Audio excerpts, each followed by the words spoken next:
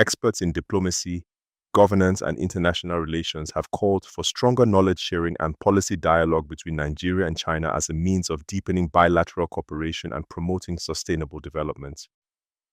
The call was made at a roundtable discussion on the governance of China and knowledge sharing in Nigeria, China cooperation, implications for mutual learning, held at the China Chamber of Commerce in Abuja.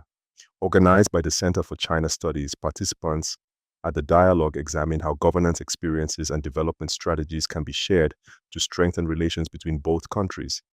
In his remarks, Counselor of the Chinese Embassy in Nigeria, Wang Jun, said China's governance model offers valuable lessons in addressing development challenges. He noted that the governance of China, a collection of speeches and writings by Chinese President Xi Jinping, provides insight into China's development philosophy, policy direction, and governance approach. The focus of today's dialogue is Xi Jinping, the governance of China series.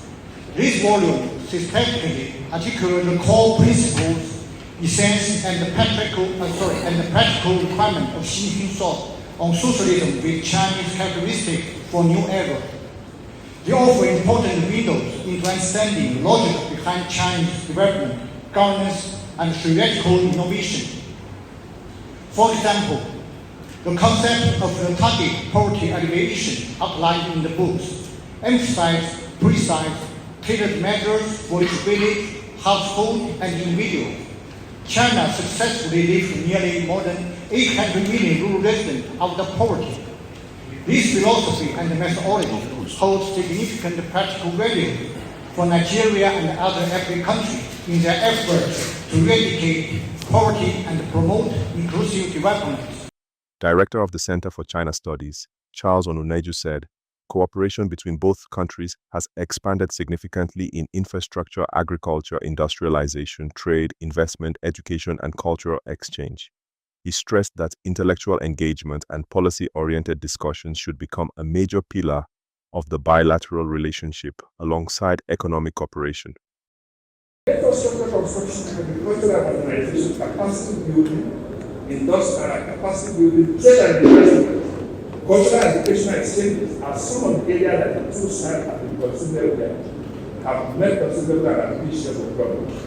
Knowledge and experience shared, mutual learning, civilizational dialogue, exploration of histories, thoughts, and contemporary thinking of the two sides, in our view, are important frontier for an open foreign development in Nigeria and China. For this, it is no longer enough to leave China-Nigerian relations politicians alone. The scholarly community must be seriously engaged, encourage the process, follow up, clarify the issues around it, and develop it further with the view to generate more opportunities around it. Also speaking, Director of the Center for Contemporary China-Africa Research, Professor Sheriff Ghali Ibrahim, examined major themes contained in the 5 volumes of The Governance of China. And these books are comprised of volume 1, which was written in 2014. This as a compilation between 2012 and 2014. It covers topics like the Chinese dream. And when we talk about Chinese dream, we are talking about Chinese rejuvenation, as well as the attainment of a socialist, a fully modern socialist society of China. This is the major Chinese dream. Then the volume 2, which was published in 2017, collects various speeches and writings from 2014 to 2017, focusing on deeper reform, the rule of law, and the Belt and Road Initiative. And this can categorically be seen from what President Xi Jinping termed to be Sigek Chuanmian. Sigek Chuanmian simply refers to the 4 comprehensives. 4 comprehensives of deepening reform, making China a prosperous society, party discipline, because if the party is not disciplined, you cannot achieve greatness and development. And ultimately, deepening the rule of law, because if there is no rule of law in the society, then the society will become moribund, and things will not actually hold and unfold where they are expected in society. Other participants at the dialogue agreed that sustained engagement among scholars, government institutions, and policy experts from both countries would help deepen mutual understanding, and strengthen development-focused partnerships. Infrastructure is not an expense, it's a statecraft.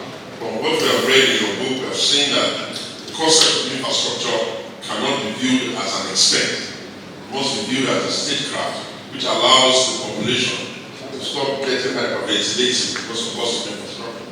We have seen from your book that China itself transformed itself through its highways, its ports, its airways, its railways, and all of that. Of course, Nigeria can learn a lot from that. You can also see comfort in doing fully well that ambitious leaders who try to build infrastructure, they are not stupid. They are following the process that has worked somewhere else, and hopefully it will work here.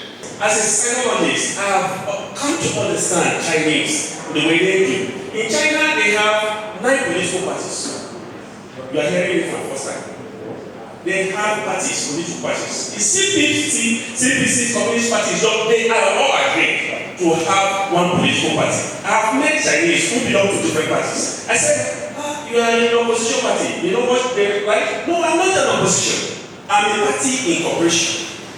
Look at that terms. I'm a party in cooperation. They are all at the rural areas, listening to the problems, the needs of the people at the rural level. I have had meetings with them at the rural level in China.